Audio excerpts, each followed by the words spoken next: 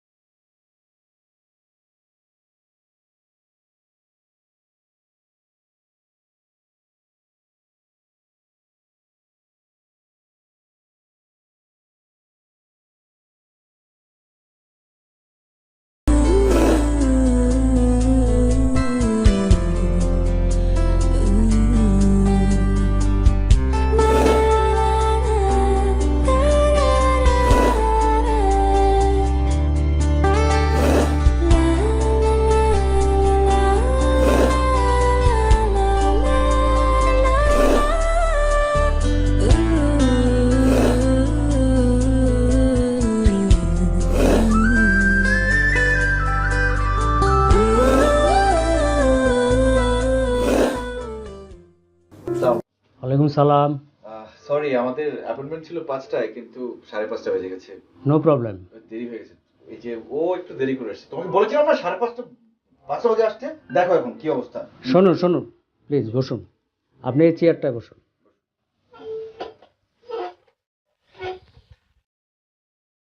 বলুন আপনার কি সমস্যা? আমার সমস্যা?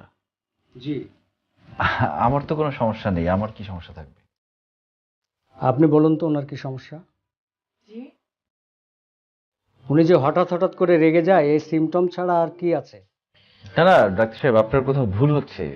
আমি আমার সমস্যার জন্য এখানে আসিনি। আমি এসেছি আমার গার্লফ্রেন্ড মনীষার সমস্যার কথা বলতে। হোয়াট? সোহাগ, তুমি কি বলছো সব? আমি ঠিকই বলছি। আমি অনেকদিন ধরে লক্ষ্য করছি তুমি আগের মতো নেই। তুমি একদম চেঞ্জ হয়ে গেছো, তোমার আচার আচরণ চলাফেরা সব চেঞ্জ হয়ে গেছে, মানে যেগুলো আমার কাছে সুস্থ মানুষের মতো মনে হয়নি। কি বলছো তুমি এই সমস্ত? আপনি উত্তেজিত হবেন না প্লিজ, ওনাকে বলতে দিন। বলুন। ওর নাম মনীষা তাসনিম। ওকে আমি প্রচন্ড ভালোবাসি। আমি চাই ও আমাকে ভালোবাসে। আমি যা বলি সেই কথাগুলো সে শুনুক। যদি ওর সাথে আমার সম্পর্ক অনেক দিনের, সেটা বন্ধুত্বের সম্পর্ক ছিল, কিন্তু ভালোবাসার সম্পর্ক হয়েছে 4 মাস। কিন্তু ইদানিং লক্ষ্য করছি সে আমার কোনো কথাই শুনছে না। ওর যা ইচ্ছা তাই করে, ওর চাল চলন আচার আচরণ সব চেঞ্জ হয়ে গেছে। আমাকে সবসময় অবজ্ঞা করে সে। কি দেখে আপনার মনে হচ্ছে?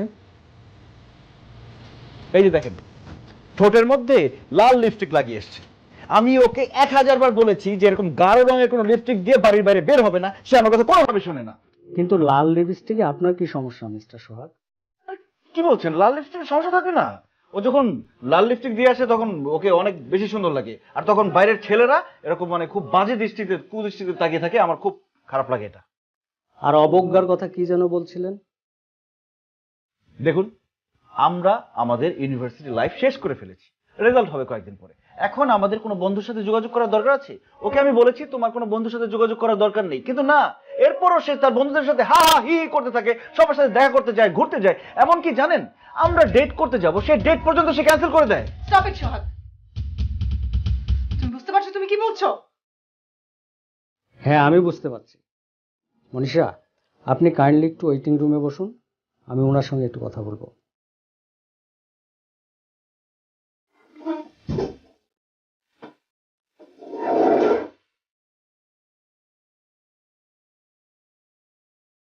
মিস্টার সোহাগ, আমি আপনার কথা বুঝতে পারলাম মিস মনীষাকে আপনি প্রচন্ড ভালোবাসেন।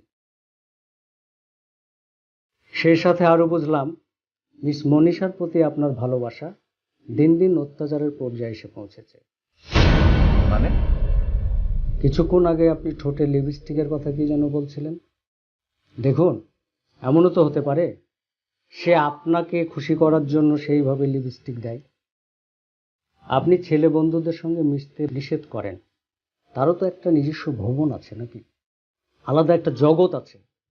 সে ছেলে বন্ধুদের সঙ্গে মিশবে, আনন্দ করবে, হৈ হুল্লোড় করবে, এটাই স্বাভাবিক। দেখুন, প্রাথমিক অবস্থায় এর ট্রিটমেন্ট খুব জটিল কিছু নয়। আমাদের চিকিৎসা বিজ্ঞান আপনাদের চিকিৎসা বিজ্ঞান কি বলে সেটা আমার জানার দরকার নেই। আপনি কি আমাকে পাগল ভেবেছেন? আমার তো মনে হচ্ছে আপনি নিজে পাগল, আপনার চিকিৎসা হওয়া দরকার। পাগল হয়ে এখানে বসে আছে, ডাক্তার সেজে বসে আছে। সব অসুস্থ।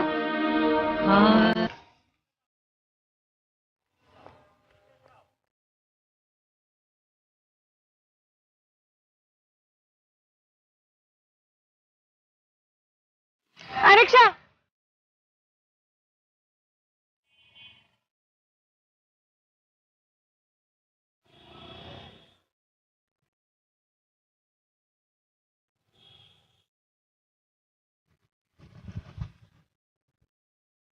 এক্সকিউজ মি, আচ্ছা এখানে যে আমার সাথে একজন আপু এসেছিলেন, উনি কোথায়? চলে গেছে?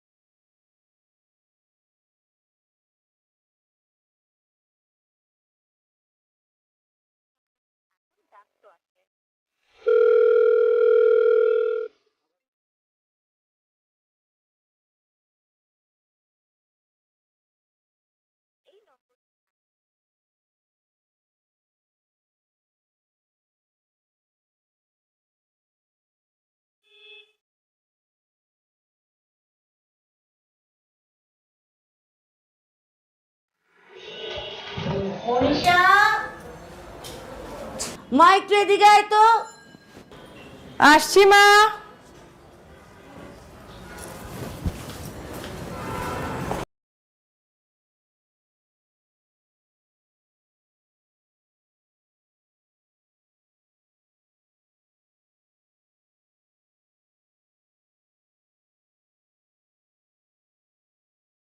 তোর তো পড়াশোনা শেষ, এবার অন্তত আমাদের বাবা মার কর্তব্যটা পালন করতে দে। তো বাবা একটা ছেলে দেখেছে, ছেলে আমাদের কুমিল্লার, ঢাকায় ব্যবসা করে, ফ্ল্যাট আছে। কথা বলে যা মনে হলো ছেলে খুব সহজ সরল। তুই যদি মত দিস তাহলে তোকে নিয়ে ওর সাথে ওর ফ্যামিলির সাথে কথা বলতে পারি। দেখো, যেটা তোমাদের ভালো মনে হয়।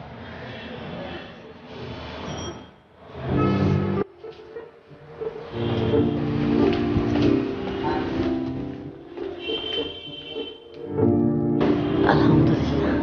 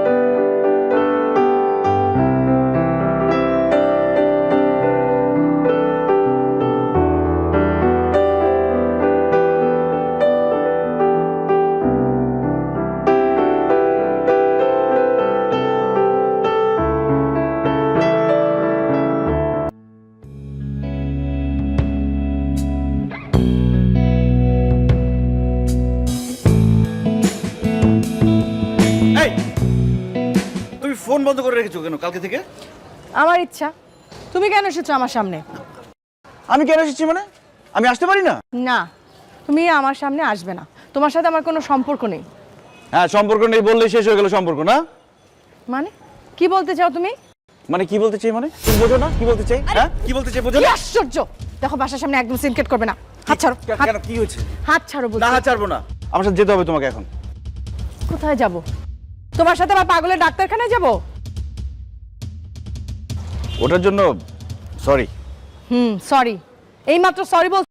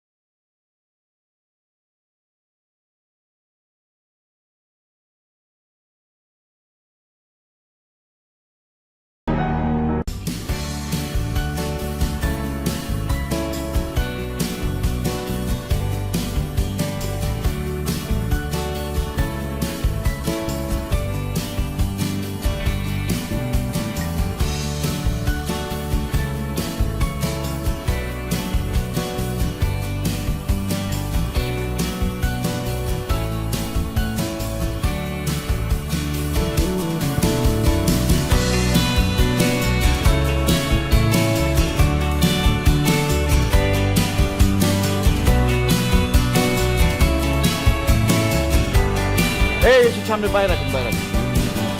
রাখেন, রাখেন। এটা কোথায় আসলাম? এটা তো একটা মাঝের শরীর। আরে দাঁড়াও না, আমাদের এক বড় ভাইদের কাছে।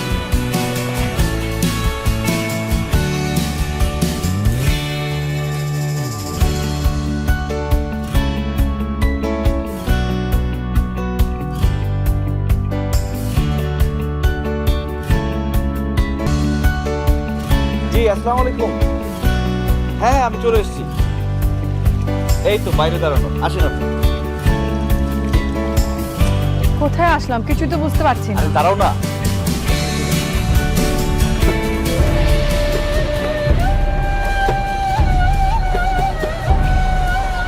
আসসালামু আলাইকুম। ওয়ালাইকুম আসসালাম ওয়া রাহমাতুল্লাহি ওয়া বারাকাতুহু।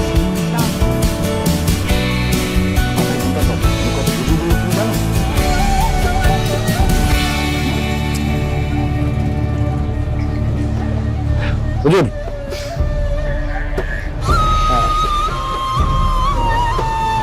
বড় হুজুর আপনাদের জন্য পাঠ করছে। এই দুইটা তাবিজ, এইটা আম্মাজানের গলায় আর এইটা আপনার গলায়। শনিবার অথবা মঙ্গলবার আসরের নামাজের পরে সূর্য অস্ত যাওয়ার আগে গলায় বেঁধে নেবেন। জি। আশা করা যায় আল্লাহ উত্তম যা যা দেবেন ইনশাআল্লাহ। আদি একটা। এই মনীষা, এই হুজুর। জি, আসসালামু আলাইকুম। কাজ হবে তো না? ইনশাআল্লাহ ইনশাআল্লাহ। দোয়া করবেন, দোয়া করবেন। জি, আসসালামু আলাইকুম। এই মনীষা, মনীষা।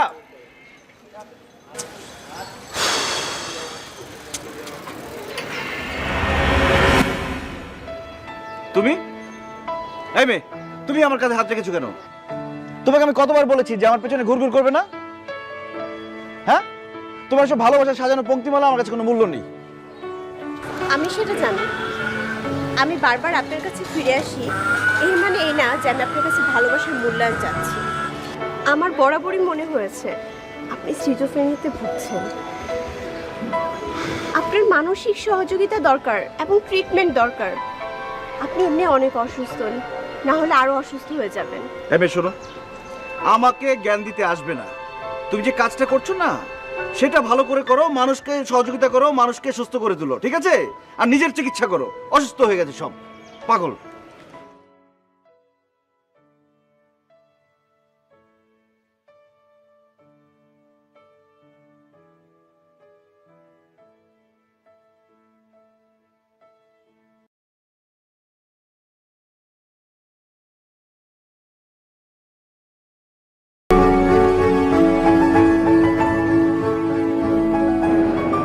মারে বাবার ব্যবসার ব্যস্ততার কারণে সংসারের সবকিছুতেই আমাকে নজর দিতে হয়।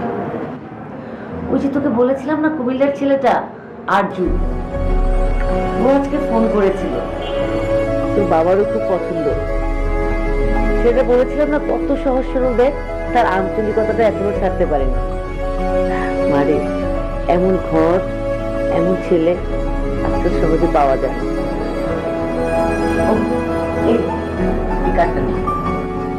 এখানে ওর নাম্বার আছে, তোর নাম্বার আমরা তাকে দিয়ে দিয়েছি, ও নিজেই তোকে ফোন করবে।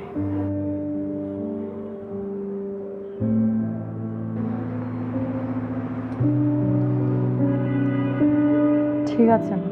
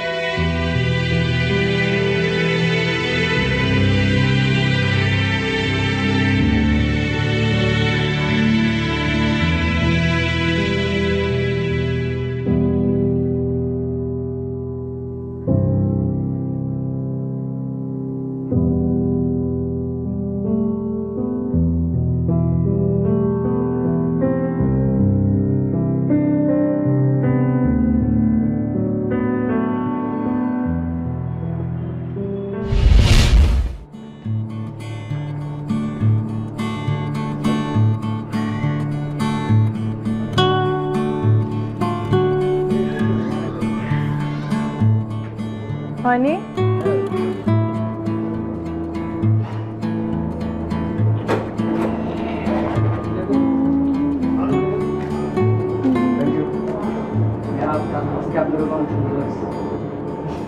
Thank you.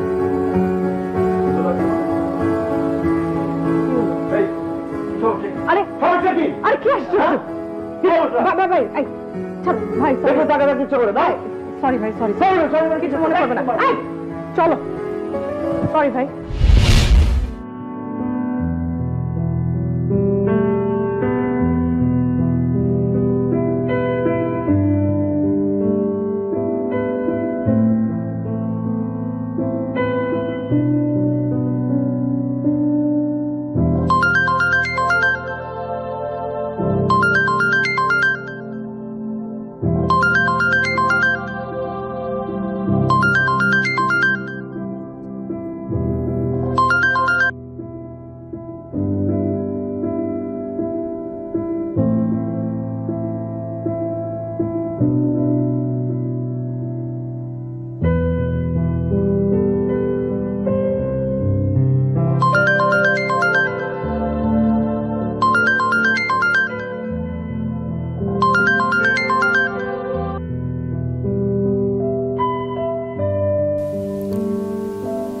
প্রেম, ভালোবাসা আসলে এগুলো সময়ের দাবি মাত্র। ওর ভালোবাসা আমার জীবনে উল্কাপিণ্ডের মতোই এসেছে। আমিও সম্মতি দিয়েছিলাম আবেগ আর ভালোবাসার টানে।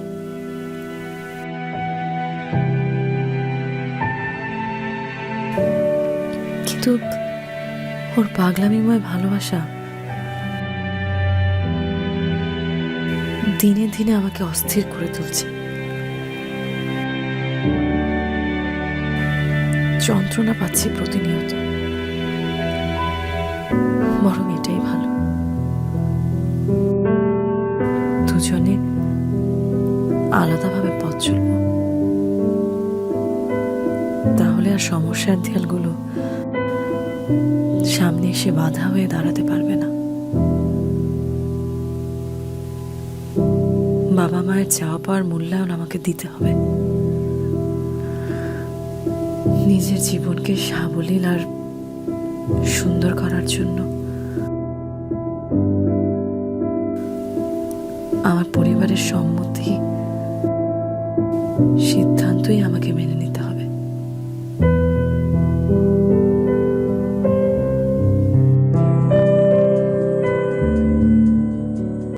আপনার সাথে দেখা করে আমার খুব ভালো লাগছে। জি, আমারও ভালো লেগেছে। আমারে কি আপনার পছন্দ হয়েছে?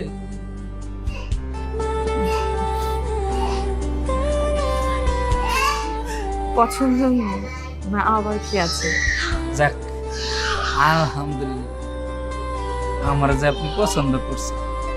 আমি তো ভয়েই ছিলাম, এখন তো মানুষ মোটা মানুষের পছন্দ করে না, আমি তো আবার একটু গাট্টু গুট্টু, তাই খুব টেনশনে ছিলাম। কারণ টাকা থাকলে কি হইব, বিয়ে তো তার এটা চলে। খান, কফি ঠান্ডা হয়ে যাচ্ছে। আর কি খাবে? কিছু খাবো না। আর খেতে হবে তো, একটু কম খেলে হবে। আপনি খান না, আপনি কি খেতে চান দেখেন। আমি তো আসছি আজকে তোমাকে খাওয়াতে। এই যে আমি খাচ্ছি, আপনি অর্ডার দেন, আমি খাবো। তোমার কিন্তু আজকে অনেক সুন্দর লাগতেছে। Thank you.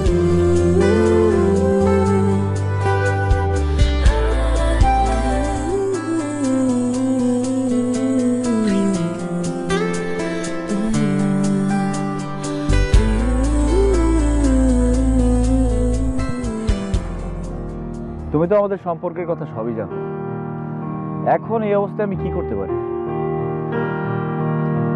সবার আগে আপনি নিজেকে নিয়ন্ত্রণ করা দরকার। আসলে কি, যে ইস্যুগুলোর কারণে আজকে এই ঘটনাগুলো দিন দিন বাড়ছে, তার একমাত্র কারণ হলো আপনি একজন অসুস্থ মানুষ। আপনার সিরিয়াসনেস নিয়ে দিন দিন বাড়ছে। এই, তুমি কি ডাক্তার? তুমি একজন নার্স না? নার্স হয়ে নার্সের মতো থাকবে, এরকম ডাক্তারদের মতো পরামর্শ দিতে এসো না। এই যে শুনুন, আপনার কাছে আমার একমাত্র পরামর্শ হচ্ছে আগে আপনি নিজেকে নিয়ন্ত্রণ করুন, তারপর আপুকে যে সরি বলুন, ব্যাস। লাভ হলো না, তোমার সাথে কথা বলে আমার কোনো লাভই হলো না। আমি শুধু শুধু তোমার সাথে কথা বলে সময় নষ্ট করলাম। লাভ তো তখন হবে যখন ফুলগুলোকে যত্ন করে পেঁচিয়ে রাখতে পারবেন। আসি, আমার ডিউটির সময় হয়ে গেছে।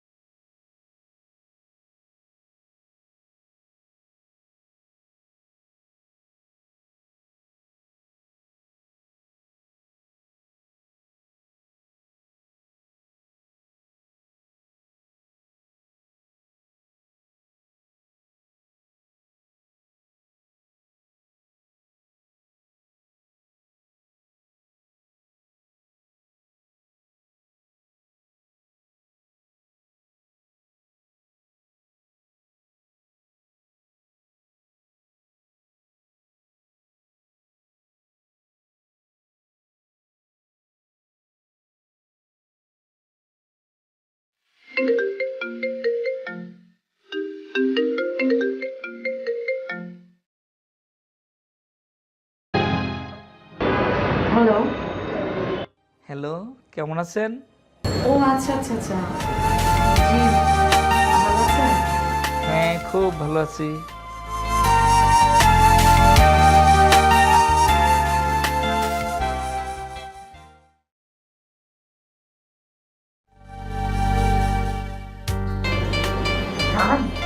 হ্যাঁ, পারি তো একটু একটু, কণ্ঠটা তো ভালো না, তবে আপনি কিছু কিছু মনে করতে পারেন। আচ্ছা, শোনাচ্ছি। অনেক সাধনার পরে আমি পেলাম তোমার মন, পেলাম খুঁজে ভুবনে আমার আপনজন। তুমি বুকে টেনে নাও না প্রিয় আমাকে। অসাধারণ, খুব সুন্দর। আরেকটা গান শোনান না। আচ্ছা, শোনাচ্ছি।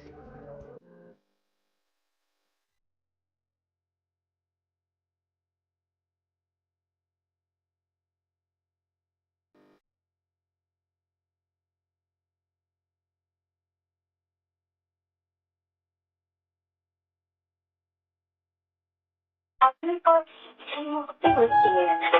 অনুগ্রহ করে অপেক্ষা করুন অথবা কিছুক্ষণ পরে আবার চেষ্টা করুন। এখনো ওয়েটিং এ। ফোন ধরবো না না? তুমি কি ভাবছো তুমি ফোন ধরবো না আর আমি বাসায় চুপ করে বসে থাকবো? তোমার প্রেম করে আমি শিখাচ্ছি। চাঁদের সাথে আমি দেব না তোমার তুলনা, নদীর সাথে আমি দেব না তোমার তুলনা, তুমি চাঁদ হতে যদি। খুব ভালো। আপনার তো গানে প্র্যাকটিস করা উচিত।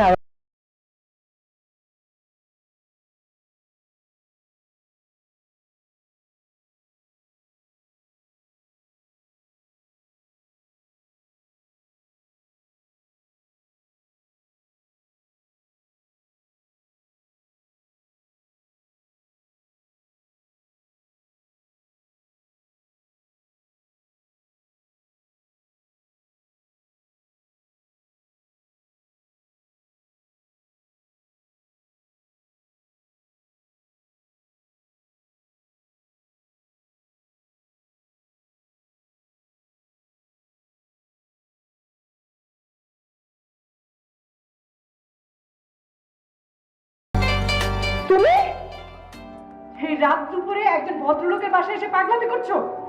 ছি ছি ছি ছি ছি, আমার ভাবতেও খারাপ লাগছে যে তুমি এতটা নিচে নেমে গেছো। আমি তো তোমাকে ফোনে ট্রাই করছিলাম, ফোনে না পেয়ে টেনশন হচ্ছিল, তাই দারোয়ানকে ম্যানেজ করে উপরে এসেছি তোমাকে সরি বলার জন্য। আমি তোমার এই চেহারা আর কোনোদিন দেখতে চাই না। তুমি তোমার এই চেহারা নিয়ে আমার সামনে আর কোনোদিন আসবে না। Just get lost.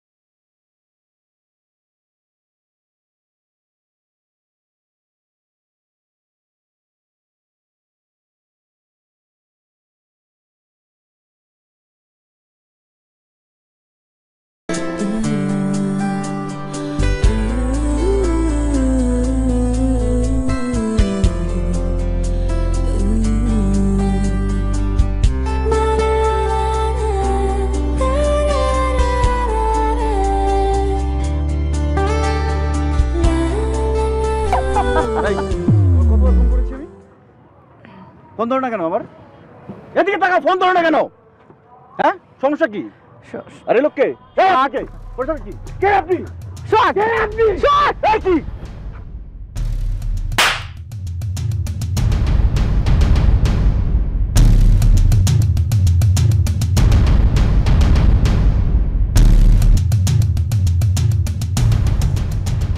উনি আমার হবু স্বামী, আমার বর্তমান ভালোবাসা। ওনার সাথে সম্মান নিয়ে কথা বলবে। আর আমার ভালোবাসা? তোমার ভালোবাসা?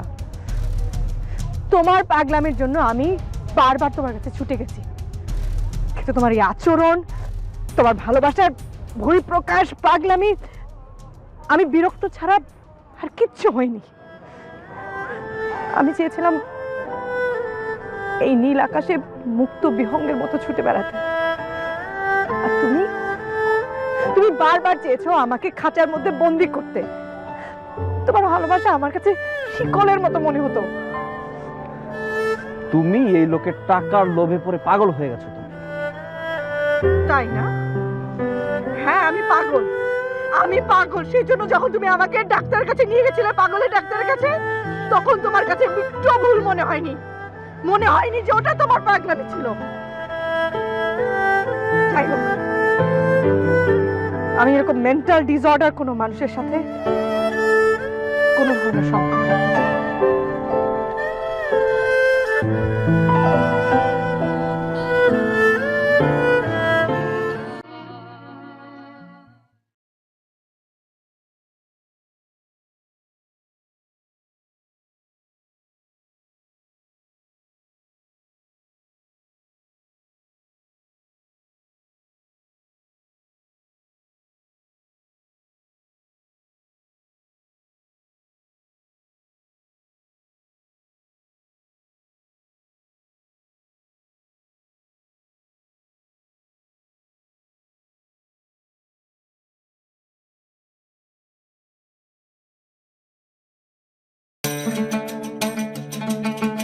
পৃথিবীর সপ্তম আশ্চর্যের একটি চীনের মহাপ্রাচীর।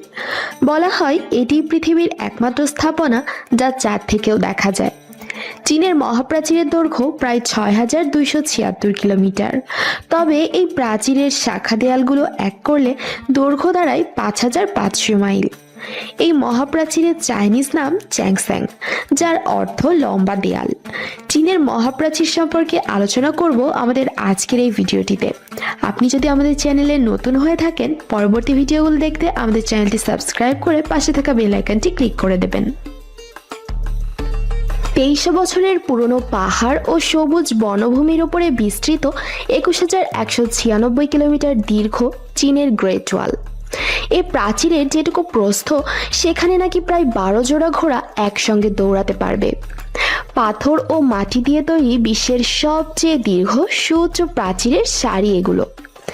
আকাশ থেকে দেখলে মনে হয় বিশাল আকার এক সাপ বোধহয় এঁকে বেঁকে চলেছে। চীনের মহাপ্রাচীর খ্রিস্টপূর্ব ৫ম শতক থেকে খ্রিস্টীয় ১৬০০ শতক পর্যন্ত চীনের উত্তর সীমান্ত রক্ষা করার জন্য তৈরি হয়েছিল। তখন এরকম অনেকগুলো প্রাচীর তৈরি করা হয়েছিল। তবে ২২০ খ্রিস্টপূর্বাব্দ থেকে ২০০ খ্রিস্টপূর্বাব্দের মধ্যবর্তী সময়ে চীনের প্রথম সম্রাট কিংসি হুয়াংয়ের অধীনে নির্মিত প্রাচীরটি সবচেয়ে বিখ্যাত। বর্তমানে প্রাচীরটি মিং রাজবংশের শাসনামলে নির্মিত হয়েছিল। চীনের মহাপ্রাচীর মানুষের হাতে তৈরি পৃথিবীর সবচেয়ে বড় স্থাপত্য। চীনের মহাপ্রাচীর তৈরির মূল উদ্দেশ্য ছিল বাইরের আক্রমণ থেকে সাম্রাজ্যকে রক্ষা করা। সে সময়ে মঙ্গোলীয়রা খুবই আক্রমণাত্মক জাতি হিসেবে পরিচিত ছিল। তারা বিভিন্ন সাম্রাজ্য জয় করার জন্য তীরন্দাজ বাহিনী গড়ে তোলে, যাদের বিরুদ্ধে প্রতিরোধ করা ছিল প্রায় অসম্ভব। মূলত তাদের রুখতেই এই মহাপ্রাচীর তৈরির উদ্যোগ নেওয়া হয়েছিল। কারণ কিংসি হুয়াং চেয়েছিলেন তার উত্তরাঞ্চলের সাম্রাজ্য সম্পূর্ণ শত্রুমুক্ত রাখতে। এজন্যই হাজারটি টাওয়ার সহ একটি বিশাল প্রাচীর তৈরি করা হয়েছিল। আর এই টাওয়ারগুলোতে সব সময় সৈন্য রাখা হতো, যাদের কাজ ছিল বাইরের শত্রুর গতিবিধির ওপর দৃষ্টি রাখা। প্রতিরক্ষার পাশাপাশি সীমান্ত হিসেবেও চীনের মহাপ্রাচীরের বড় ভূমিকা ছিল সে সময়ে। তাছাড়া বাণিজ্যের ক্ষেত্রে মহাপ্রাচীরটি গুরুত্বপূর্ণ ভূমিকা রেখেছে। এই প্রাচীর প্রায় 5 থেকে 8 মিটার উঁচু এবং 6226 কিলোমিটার লম্বা। এটি শুরু হয়েছে সাংহাই পাস থেকে এবং শেষ হয়েছে লখনৌ নামক স্থানে। এর মূল অংশের নির্মাণ কাজ শুরু হয়েছিল প্রায় খ্রিস্টপূর্ব 2008 সালের দিকে। নির্মাণ কাজ শুরু করেছিলেন চৈনিক বা চাইনিজরা কিং সাম্রাজ্যের সময়। চীনের প্রথম সম্রাট কিং সি হুয়াং এটি প্রথম ব্যবহার করেছিলেন এবং শত্রুর হাত থেকে নিজের সাম্রাজ্যকে রক্ষা করেছিলেন। চীনের মহাপ্রাচীরটি নাকি চাঁদ থেকেও দেখা যায় বলে জনশ্রুতি আছে, তবে এটি মিথ্যা তথ্য বলে বিজ্ঞানীরা প্রমাণ করেছেন। কয়েকজন নভোচারী আন্তর্জাতিক মহাকাশ স্টেশন থেকেও এটি দেখতে পাওয়ার দাবি করেছেন। যেদিক থেকেই বিবেচনা করা হোক না কেন, বিশ্বের অবাক করা স্থাপনায় উপরের দিকে থাকবে চীনের মহাপ্রাচীর। চীনের মহাপ্রাচীরের কথা সবাই জানলেও এটি তৈরি করতে কি ব্যবহৃত হয়েছিল তা অনেকেরই অজানা। মানব নির্মিত বিশাল আকারের প্রাচীরটি তৈরি করতে কংক্রিটের মিশ্রণে আঠালো ভাত ব্যবহার করা হয়েছিল বলে জানা যায়। অ্যাকাউন্টস অফ কেমিক্যাল রিসার্চ জার্নালে প্রকাশিত এক গবেষণা অনুসারে জানা গেছে চীনের মহাপ্রাচীর জল প্রতিরোধী এবং সময়ের সাথে সাথে এর আকার ধারণ করার সম্ভাবনা বেশি রয়েছে। গবেষণা অনুসারে কোনো স্থাপনা নির্মাণের সময় স্টিকি রাইস ব্যবহার করা হলে তা জলরোধী ও ভূমিকম্প থেকে রক্ষা পায়। চালে থাকা অ্যামাইলোপেকটিন চুনের ক্যালসিয়াম কার্বনেটে যুক্ত করার ফলে ক্যালসিয়াম কার্বনেটের স্ফটিক পাওয়া যায়। এতে স্থাপনাগুলো আরও বেশি মজবুত হয়।